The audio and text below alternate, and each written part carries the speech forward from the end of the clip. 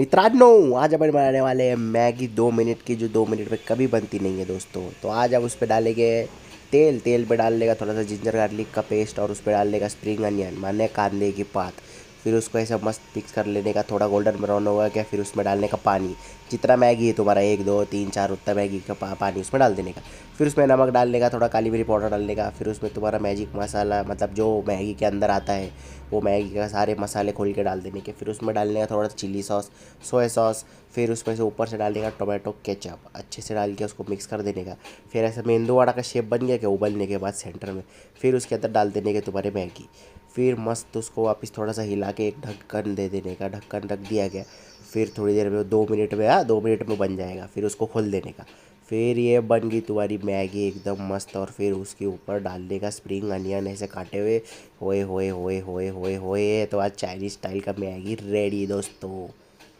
अच्छा लगा तो लाइक करो, बाय।